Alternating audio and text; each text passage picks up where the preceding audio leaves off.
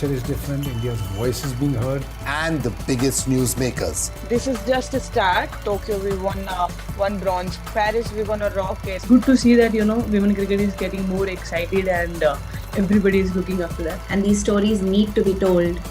And they are guided by the compass of their conscience. From India, for the world, the India Story. The show for the global citizen.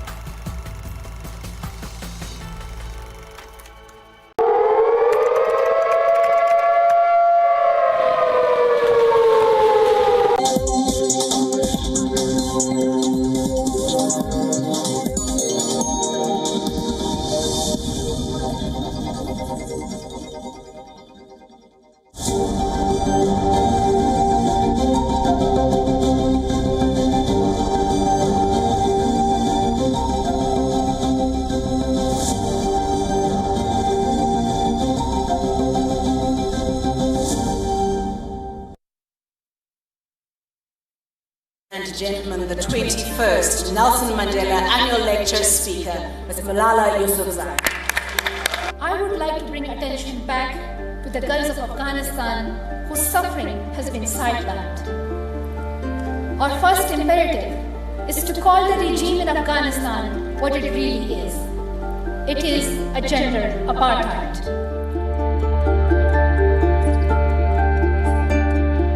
In effect, the Taliban have made girlhood illegal, and it is taking a toll.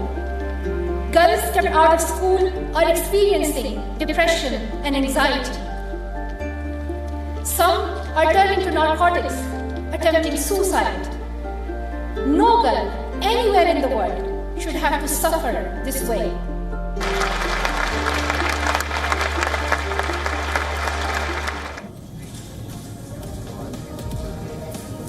Hello and welcome to Inside South Asia with me, Bhairavi Singh, and that was the Nobel Peace Prize laureate Malala Yousafzai speaking at the 21st Nelson Mandela Annual Lecture in Johannesburg, South Africa, where she clearly likened the rule of the Taliban in Afghanistan to the apartheid against black people in South Africa and called for gender apartheid to be made a crime against humanity. Well, strong words from the young Nobel laureate as human rights violations have risen under the Taliban rule to an alarming level. Also on the show tonight, take a look.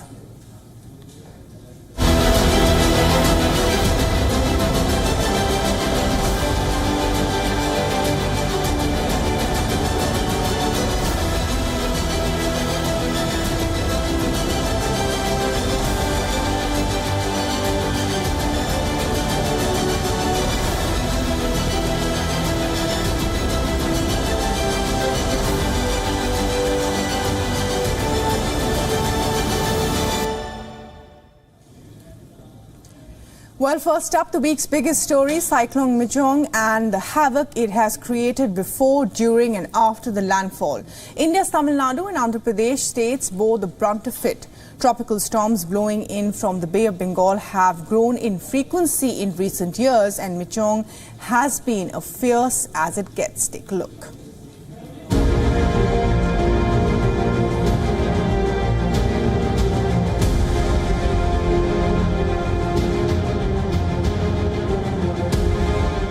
Cyclone landfall movements at Bapatla district on the Andhra Pradesh coast. It happened finally on Tuesday afternoon. The impact was felt in at least 8 other Andhra districts. Torrential rains and wind speeds of over 100 kilometers per hour.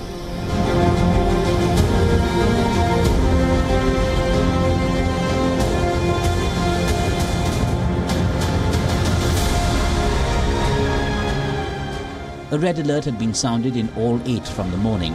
Thousands evacuated were moved to shelters the night before.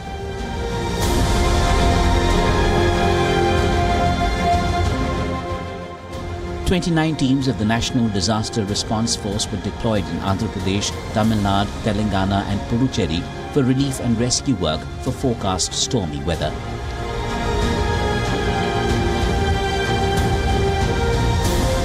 All 5 dams in Andhra, full to capacity, hit threat mode.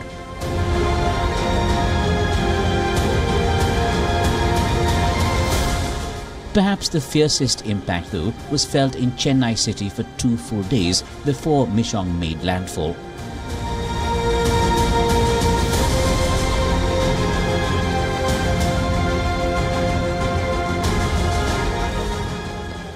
Falling trees and electricity poles, collapsing walls, road accidents, and worse.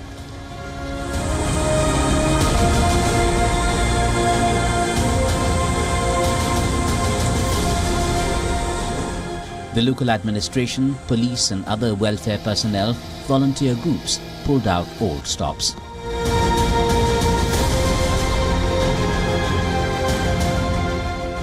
Boats worked overtime in residential areas like the worst-hit Krishnanagar to evacuate trapped people. Several arterial roads too were inundated.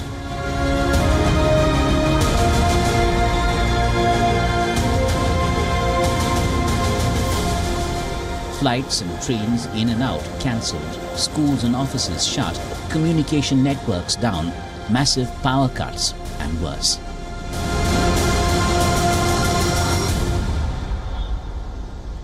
For more than 72 hours, a massive rescue operation has been underway in Chennai city and adjoining regions in the aftermath of the damage wreaked and the havoc wreaked by the severe cyclonic storm Migjom and the resultant Chennai floods that took place after that. So to give you some perspective about the kind of rescue operation that's been underway, the Indian Army alone has rescued more than 3,500 to 4,000 people across parts of Chennai and predominantly across parts of southern Chennai. Let's also tell you that the Indian Navy is involved in evacuating people via boats. The Indian Coast Guard has been doing the same. And of course, the Indian Coast Guard and Indian Air Force have also been airdropping supplies, essential supplies, including dry food and also water bottles to several areas that have been cut off, several areas that are still facing inundation.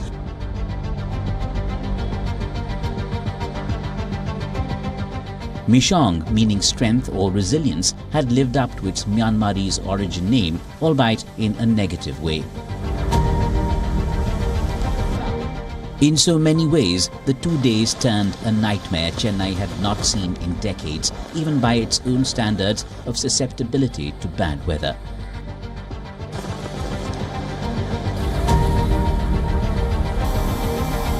Much has been said on the rising frequency of cyclonic storms forming in the Bay of Bengal. Cyclone Hamoon in October had hit India's east and northeast.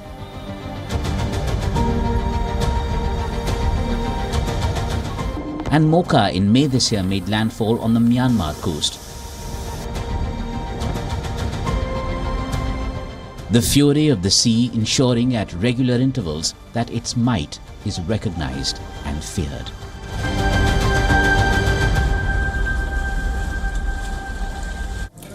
Well, the final lap of the assembly elections before the big general elections next year has put India well and truly into election mode. Every move in Indian politics will now be seen through the lens of the parliamentary elections some 6 months away. And perhaps most keenly watched of all will be the possibilities of Prime Minister Modi making what he called a hat-trick in office.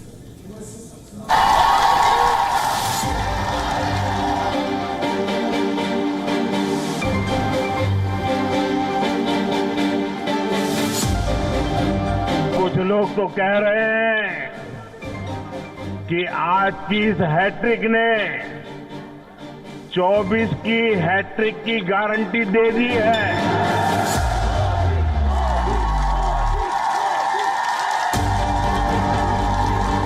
Hat-trick guarantee 2024. Words and datelines that only days after the big BJP win in 3 or 4 state elections have come to be closely linked to the Modi juggernaut. That trademark victory lap at the party headquarters on Sunday has turned almost routine over his last 9 years in office and the many election feathers en route.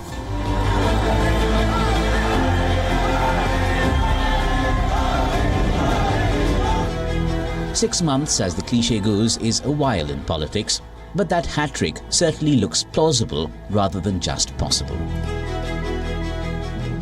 I like his play of words. He linked the hat-trick in the state elections, which have just concluded, to a hat-trick if he is able to pull off elections 2024. which he looks poised to. At the moment, the Prime Minister is probably heading towards a peaking of his popularity because he's been able to actually single-handedly, in many senses, win the state of Chhattisgarh, which is critically important from a minerals and from a tribal's point of view. These series of maps reflect the BJP's All India footprint between 2014 and December of 2023. From just a handful of states when PM Modi took power in 2014 to 12 states after the latest elections, it's been a largely positive ride. 3 additional states added this time give the BJP an unmistakable momentum for the big one in 2024.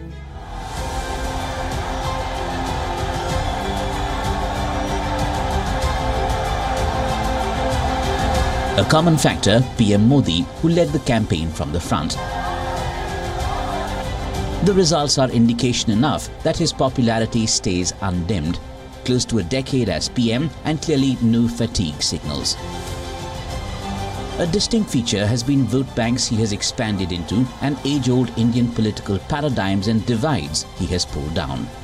मेरे लिए देश में 4 जातियां ही सबसे बड़ी जातियां हैं।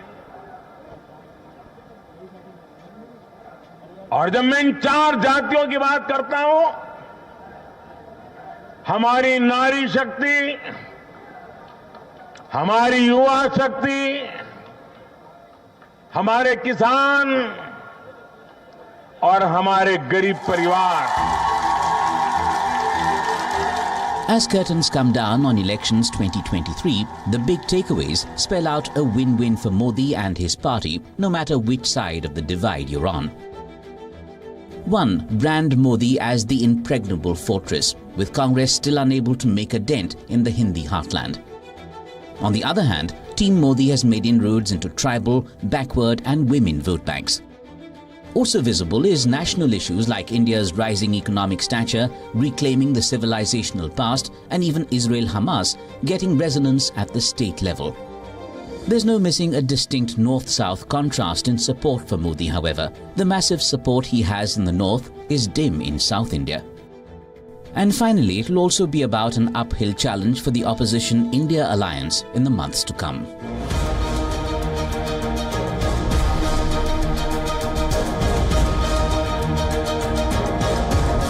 The stage is set as the world's largest democracy counts down to the biggest event on its political calendar.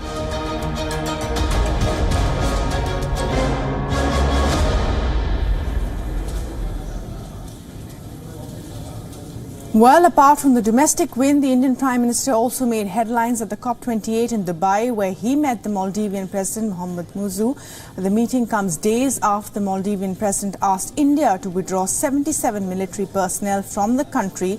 However, during the meet, the President made no mention of his demand of the Indian military leaving the Maldives. Instead, the two leaders highlighted the importance of development and economic cooperation. At the meeting, they reaffirmed their commitment to strengthening these close and friendly ties while highlighting the importance of development and economic cooperation. It will be interesting to see how the relationship between both the countries will pan out in the coming days.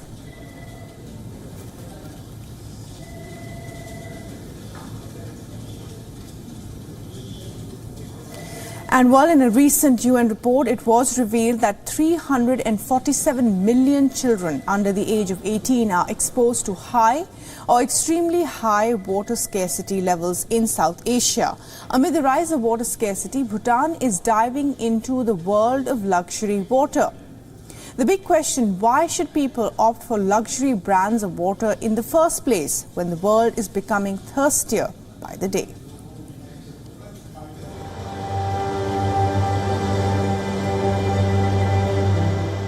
A pristine river in the remotest region of the Himalayan kingdom of Bhutan. Located close to the Bhutan-India border, Samtsi, some 240 kilometers away from the country's capital, Thimphu.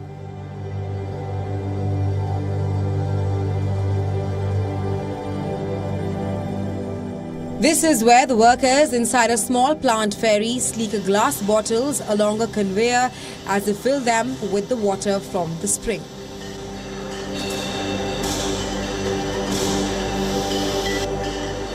Trucks transport cases of filled bottles to upscale hotels and restaurants in neighbouring India. The journey of natural mineral water turned into a premium luxury water brand. This place called Samchi, it's a very unknown, more than unknown, I think it's a very remote location. Even a lot of main city Bhutanese people, they wouldn't have had come here. The original promoter of this particular source came here for the purpose of mining, and he accidentally ended up discovering this water source. And since then, the locals back in the days, they started calling this as Amrit. Now, Amrit in Hindi, the word in Hindi which technically means nectar. Like its many counterparts worldwide, captured from volcanic rock in Hawaii, from icebergs that have fallen from melting glaciers in Norway, or droplets of morning mist in Tasmania.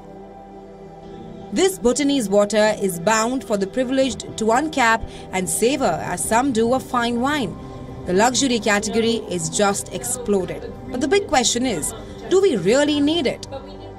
On one side, Bhutan is exploring these avenues. On the other, climate change and population growth are leaving the world's most vulnerable people thirstier than ever. A UN report on water scarcity in South Asia, released days before the COP28 summit, set alarm bells ringing. It says a staggering 347 million children under 18 in the region are exposed to issues arising out of high or extremely high water scarcity.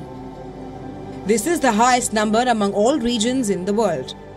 The report also noted how water scarcity affects a child's well-being and growth and causes food insecurity, malnutrition, and several related diseases. South Asia is home to more than a quarter of the world's children. So in all of this, does the luxury water market really fit in? Perhaps not. Most of all for those who look at water as sustainer and life giver and basic right. Bhutan may be diving into the world of fine water, but fact is, a fresh impetus to water management and conservation efforts has become the need of the hour. And now let's take you to Pakistan, where a group of volunteers are on a mission to rescue sea turtles from waste to climate change. These endangered reptiles face a multitude of threats when nesting on Pakistani beaches. How are they being protected? Take a look. Specialized digging activity carried out in the silence of the night. These men are preparing safe habitats for one of the most endangered reptile species on Earth.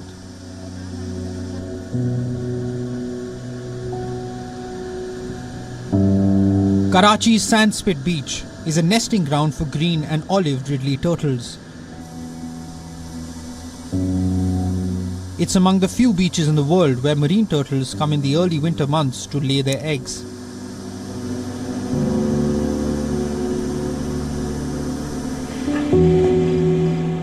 A turtle in a clutch lays between 100 and 150 eggs in the pit. She then covers both pits and pulls herself into the sea. The eggs are left to their own fate, many of them falling prey to predators. That's where workers from Sindh Wildlife Department come to the rescue. Turtle arrival hoti hai. Turtles arrive here for pit digging. As they dig pits and start laying eggs, our volunteers keep watch. When after laying eggs, they return, we provide them safe space so that no one disturbs them. Safe space provide karte hain taaki koi disturb na kare. Not far away from Karachi is Hawke's Bay, one of the largest green turtle nesting congregations along the Indian subcontinent. The International Union for Conservation of Nature and Pakistan's regional wildlife organization, the Sindh Wildlife Department, started a joint conservation project at these two beaches, looking to improve the green turtle's chances of reaching adulthood and therefore egg-laying age. Once the turtle has left, workers collect the eggs and take them to government-run hatcheries. Here, the eggs are kept in a safe and controlled environment, secured by wiring. A 2015 report says almost 2.4 million eggs were transferred to protected hatcheries between 1979 and 2013. 717,600 hatchlings from them were released into the sea. But preserving these eggs comes with many challenges. From littering beachgoers to construction material left behind by hut builders, many factors damage their natural habitat. कि जब हम turtle के हवाले से जब turtle watch करने जाएं तो वहाँ पे हमें किसी किस्म का garbage. People should avoid throwing garbage when they go turtle watching. Whatever they have, particularly plastic, should be taken back from there. There is another danger these days. When huts are built, the construction material, including particles of wood and iron, is left there. It causes a lot of problems for mother turtles. The people constructing huts must take the garbage away from the beach. मुश्किलात का सामना है. And then there are the dangers of climate change. Curiously enough, experts say rising global temperatures are reflected in more female turtles born than male ones. If any of sand incubation temperature is more than 30 degrees Celsius, that would be a female, and if it's a colder temperature, that would be a male, which is their natural phenomena. But since our environment is gradually warming, which is resulting in more female production, according to a study which is being conducted and published at Science Direct, in coming few years we will be having around 99% females across all turtle population, which is a kind of a very alarming scenario. Saving these turtles is critical to maintaining water quality. The fact that these turtles eat carcasses of fish and animals that die in lakes and wetlands means they play the key role of removing sources of harmful bacteria. Most directly, this keeps fish habitats and wetland areas thriving. Poaching of sea turtles is a rising menace, according to the World Wildlife Organization. Tens of thousands of sea turtles are lost each year to overharvesting and illegal trade. With the population of turtles on the decline, it's imperative to launch more awareness programs. A safe and secure environment for them is needed more than ever before. It's been humbling in the fact that we recognize a living organism that we are part of as well, and how we need to respect the environment. It's been humbling in the fact that we recognize our own position, that they have their own existence here and we have to accommodate them, and that we are part and parcel of the partnership with them.